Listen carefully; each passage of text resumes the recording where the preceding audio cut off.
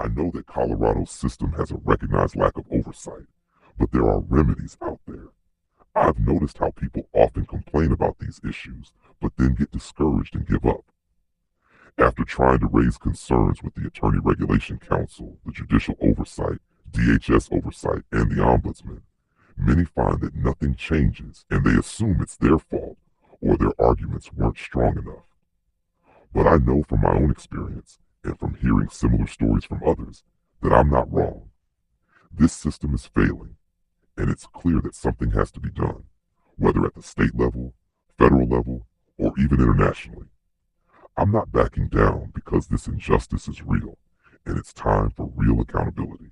I'm prepared to push through all levels of oversight, and I'm committed to seeing this through, no matter how difficult or long it takes. They have fought back with everything they have.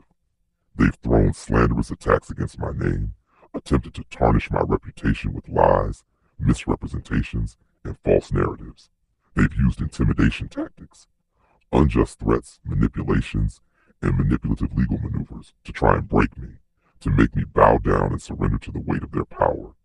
They've worked together, colluding behind the scenes to cover their tracks, all while using the full force of their influence to push me into a corner. They've called me crazy, discredited my every word, and dismissed my arguments as nothing more than the ramblings of someone out of touch with reality. They have sought to silence me, to strip away my credibility, and to make me believe that I am alone in this fight. But what does this tell me? It tells me they're scared. They wouldn't go to such lengths to try and discredit me if they didn't see me as a threat. Every lie, every attempt to discredit, every smear campaign they launch only proves how deeply threatened they are by the truth. They are not fighting me because I am wrong. They are fighting me because I am right. They fear what will happen when the truth comes out. They fear the consequences of their actions being exposed for the world to see. This is not a fight against an individual. This is a fight against the very system they built to protect themselves. This is about more than just me. This is about exposing a system of corruption that has gone unchecked for too long, where malfeasance has been normalized and accountability has been silenced. They know that if I succeed in exposing their lies and bringing their actions to light, others will follow. Others who have been oppressed, silenced, and ignored will rise, and the truth will break through the walls they've so carefully constructed. Their fear of the truth is my greatest weapon. They are so afraid of what will happen if people start asking the right questions, if they start looking at the totality of the circumstances. They want to make me go away. They want to break me, to shut me up, to make me feel like it's not worth fighting anymore. But what they don't understand is that their attacks only reinforce how vital it is that I continue. They push because they think they can wear me down, but they don't realize that their pressure only makes me more resolute. They want to scare me, but I'm not afraid of their threats. I'm not afraid of the intimidation tactics they throw at me.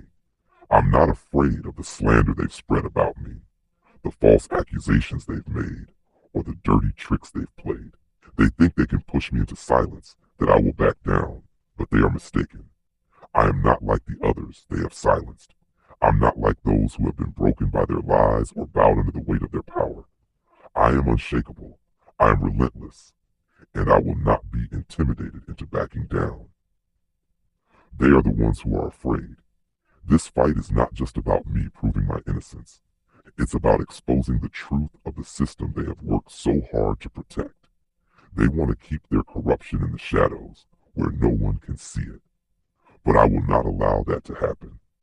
I will continue to shine a light on the darkness, no matter how much they try to silence me.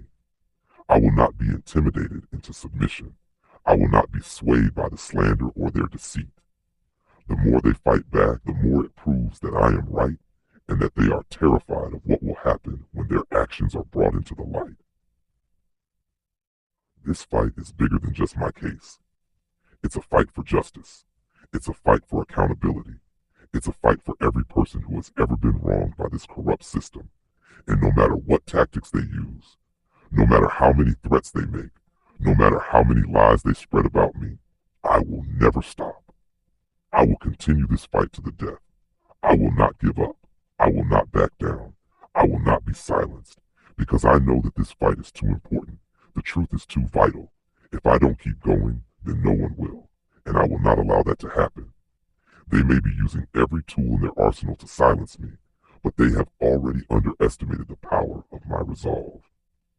They may have the power, but I have the truth, and the truth will always prevail. To the Mesa County Department of Human Services, this is not a plea, nor a cry for reason. This is your wake-up call, though it comes far too late for you to feign innocence. You've orchestrated a symphony of destruction, each of you playing your parts with precision, your lies ringing out like discordant notes in an otherwise harmonious society. But here's the cruel irony. The same web you've woven to ensnare others will become the snare that ensnares you. The reckoning you fear isn't some distant thunderstorm. It's the flood of consequences already pooling around your feet. The weight of your sins. When you lie down to sleep, as I know you must, do you dream of the children you've stolen, the families you've broken, and the futures you've destroyed? Or does your conscience remain as hollow as the promises of protection you so boldly proclaimed? You swept the truth under the rug, forgotten, buried, ignored. But now, the rug is slipping, and beneath it are the skeletons you thought you could hide forever. Those bones, they belong to the countless lives you've discarded, mere collateral damage in your quest for quotas and funding. And here's where irony plays its cruel hand. The very lies you built your careers on are the ones that will bring them crashing down. You claim to be caretakers of justice, but justice is not so easily tamed. She has turned her gaze upon you now. You've built your empire of deceit on shaky foundations, fraudulent claims, falsified evidence, and corrupt alliances. Like any house of cards, it only takes one gust of truth to send it tumbling down. And guess what? That gust is here. Your mantra may as well have been, remove first, investigate never. And yet, as you tore children from their mother's arms, ignored evidence of abuse under the guise of safety, and handed custody to known predators, did you ever stop to wonder, what happens when the wind changes direction? To the caseworkers who dutifully signed their names to fabrications, to the supervisors who nodded in complicit approval, to the attorneys who turned the law into a weapon rather than a shield, know this. The lies you told will be the bricks of your downfall, the ink in your signatures, the poison that seals your fate. The skeletons beneath the rug. You treated families like numbers and children like commodities. You saw dollar signs where you should have seen smiles, quotas where there should have been reunifications. You congratulated yourselves on your efficiency, your results, your outcomes. But outcomes like these come with a cost, and it's time to pay the bill. You paraded your power like kings on a chessboard, forgetting that even kings can fall when they've sacrificed every pawn. You've backed yourselves into a corner, and your next move will be your last. Irony's orchestra. How ironic that your greatest weakness was always your hubris. You thought your authority made you untouchable, but now you stand exposed as nothing more than puppeteers in a collapsing theater. The lies you told were meant to trap others, yet it is you who are now ensnared. The skeletons you buried have risen to testify against you. The rug you so carelessly used to conceal the truth is now being yanked out from under your trembling feet. And as you fall, you will see in our eyes not pity, not remorse, but the same cold, desensitized stare you gave us when we begged for mercy. Justice, much like karma, has a wicked sense of timing. She is never late, never early. She arrives precisely when the guilty least expect her. Your reckoning is not coming. It is here. To the caseworkers, attorneys, and enablers in this farce, your sleepless nights are just beginning. The public you manipulated, the courts you exploited, and the families you decimated, they will be the ones to sweep away the remnants of your empire of lies, leaving you standing amidst the rubble you created. And when the truth shines its unyielding light on you, remember, the darkness was never an escape. It was only a temporary reprieve. So lie awake in your beds, haunted by the echoes of the children's cries, the mother's pleas, and the shattered futures you ignored. And when sleep finally takes you, may it deliver dreams of your downfall, orchestrated by the same laws you so brazenly defied. To the officers and leadership of the Grand Junction Police Department, It's a sobering reality that those tasked with upholding the law and protecting the vulnerable have instead chosen to serve as instruments of oppression and harm. Your department has played a pivotal role in perpetuating one of the most egregious miscarriages of justice imaginable, separating a loving mother from her children while enabling their placement into a dangerous and abusive environment. Your officers, notably Jocelyn Mendoza Alvarez, Arnold Knight, Roger Eaton, Matt Coach, Nick Genova, have betrayed their oath to protect and serve. Instead of safeguarding the innocent, you have weaponized your authority to enforce a corrupt agenda, one that prioritizes punitive measures over justice and compliance with questionable orders over moral courage. Let us recount your actions so that there is no ambiguity in the record. 1. The illegitimate warrant and ambush. Your officers executed a retaliatory and baseless warrant against me, born from the Mesa County prosecutor's breach of a plea agreement, without any regard for the facts of my case. Your officers arrived not as protectors, but as hunters, tearing my nursing infant from my arms and trespassing into my home to abduct my other child from his bed. The psychological trauma this caused cannot be overstated, yet you carried out these actions with smug indifference, as though terrorizing a mother and her children was a mundane part of your duties. 2. The malicious use of charges. When I protested the inhumanity of your officers' actions, I was met with threats of additional charges for resisting arrest and child abuse, not based on any credible evidence, but as a tool to silence me. This abuse of power not only highlights your department's lack of professionalism, but also its disregard for the very principles of justice you are sworn to uphold. 3. Complicity in enabling an abuser. By forcibly removing my children and placing them with a convicted domestic abuser and a proven danger to my children, you have demonstrated either gross incompetence or willful collusion. Your department's actions directly facilitated harm to my children, contradicting every principle of child protection and victim advocacy. 4. Disregard for victims' rights. Your officers' callous behavior, smirking, laughing, and making flippant remarks while executing actions that would forever alter my family, demonstrates a profound lack of empathy and professionalism. It is abundantly clear that your department has no regard for the rights of victims, especially those who dare to challenge the status quo. Your participation in this atrocity will not go unanswered. The consequences of your actions will reverberate far beyond this case, as every individual involved in this blatant abuse of power will be held accountable. Whether through civil litigation, public exposure, or systemic reform, justice will prevail, and your department's complicity will be laid bare for all to see. This is not merely a demand for accountability, it is a warning. Your department stands at a crossroads. Will you continue to serve as agents of corruption, or will you take the necessary steps to rectify the wrongs you have committed? The choice is yours, but know this: every day that passes without corrective action further cements your legacy as enablers of injustice. The victims you have wronged will not remain silent, and the truth you have sought to suppress will not remain hidden. The arc of the moral universe may be long, but it bends toward justice, and justice is coming. To Austin Elder and your cohorts, this message is both a declaration and a warning, born not of malice but of justice. For too long you have operated under the illusion that your actions would remain unchallenged, your motives unquestioned, and your crimes unnoticed.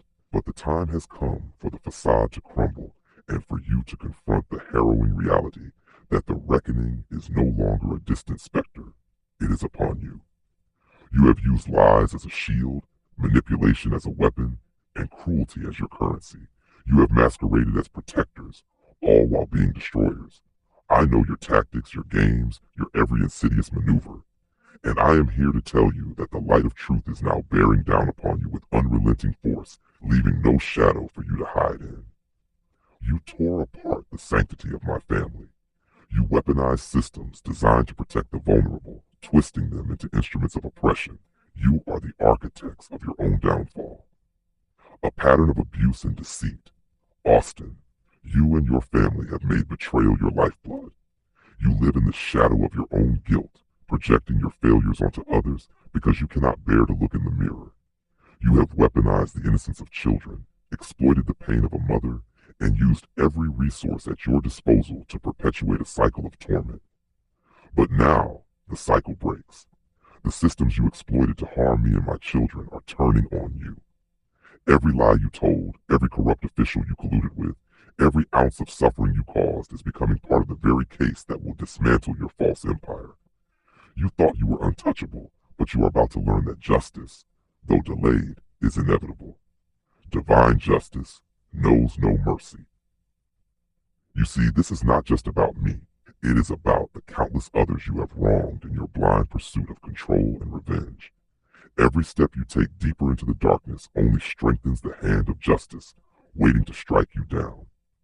Do you think the lies you told will save you? Do you think your manipulations will go unnoticed? Do you think your deeds will not catch up to you? Understand this. Justice has no statute of limitations. The suffering you inflicted will be avenged, not by my hand alone, but by forces greater than you can comprehend. Understand this. The time of shadows and secrecy is over. Every action you have taken, every scheme you have orchestrated, and every ounce of pain you have inflicted has been recorded, not just by human eyes, but by the forces of divine justice that neither slumber nor forget. You have built your foundation on lies, manipulation, and violence, and now that foundation is crumbling beneath your feet. I know the depths of your malice. I have seen how you weaponize your family, twist the truth, and use the legal system as a tool of vengeance. You have been so emboldened by your own audacity that you believe you can escape accountability. Let me make it abundantly clear. You will not escape. Your reign of terror ends here. Every thread of your deceit is unraveling. The world is beginning to see the truth of who you are, and with that truth comes consequences. Not just legal consequences, though those will come with a ferocity you cannot comprehend, but existential consequences that will force you to confront the mirror of your own corruption. You have stolen time, innocence, and joy from the children you claim to care for. You have tried to shatter the bond between a mother and her children, believing yourself untouchable in your cowardice. But you forget one simple fact: the truth always prevails. What you have done is not just an affront to me, but to every principle of decency and humanity. For every tear my children and I have shed, there will be an echoing reckoning. For every moment of peace you have stolen, there will be an equal measure of turmoil visited upon your conscience, your soul, and your legacy. This is not a threat, it is a certainty.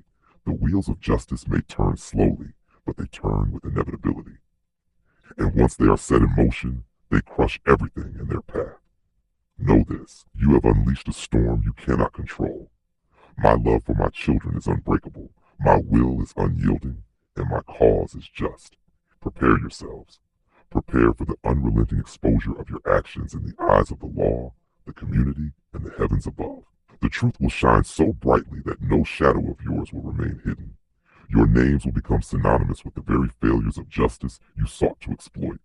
This is the beginning of your end, not by my hand alone, but by the hand of divine justice that will see your schemes dismantled, your alliances fractured, and your lives irrevocably altered.